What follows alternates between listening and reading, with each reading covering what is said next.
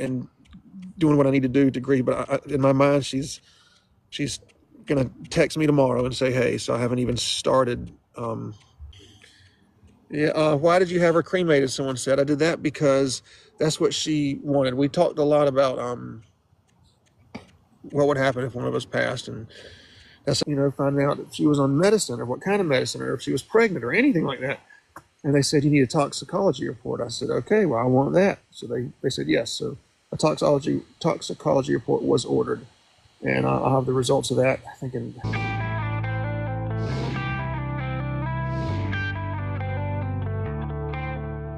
Hi guys, welcome back to my channel, Tough Topic. My name is Brittany. I hope everyone is enjoying their day. So JP Miller, John Paul Miller, Pastor John Paul, whatever you want to call him, has been laying low for the past month, avoiding interviews, speaking to the media, going to church, and last night he speaks for the first time in an unofficial interview with Justin on TikTok, who has been covering the Micah Miller case, and also Robbie Harvey. The person who was able to spot JP outside of his home is someone who goes by the handle the iPhone Guru on TikTok as well. So just to let you know, there is a large platform on TikTok of a lot of creators covering the Micah Miller case. So when they get together, everyone wants to get this exclusive interview. So this iPhone Guru lives not too far from JP. He was able to connect with him, ask him some questions from his TikTok, and get connected with Justin on TikTok, who has a large following and a lot of people who have questions.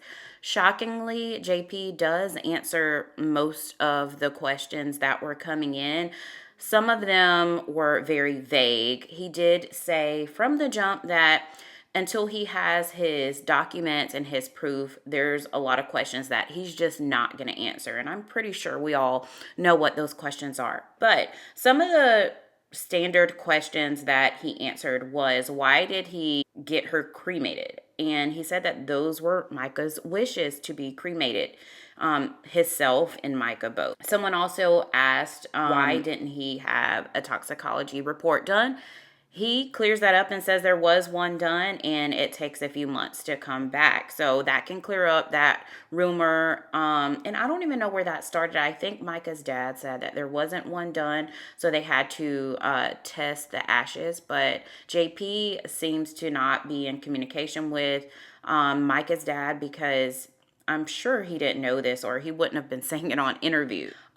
He also says that he has not started grieving because there's just so much going on.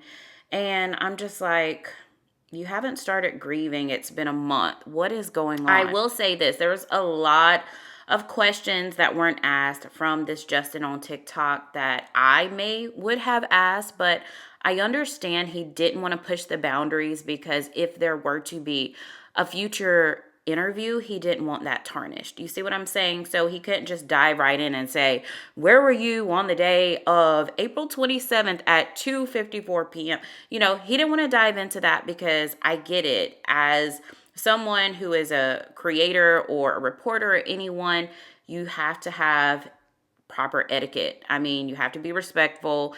I mean, you won't see Diane Sawyer doing that. You know what I'm saying? I'm not saying that he's trying to be Diane Sawyer, but the whole time, though, in the very first segment when Robbie Harvey was on, JP's body language was just kind of like nonchalant, like no care in the world. He was doing a lot of smirking, and I really don't know how to take that. I mean, if you are a grieving widower, like the laughing and showing off your tattoos, but I don't know, everyone grieves differently, but I do want to know your opinion in the comment section below. I'll try to post some clips in my next video, but don't forget to subscribe and like so you won't miss out. Bye for now.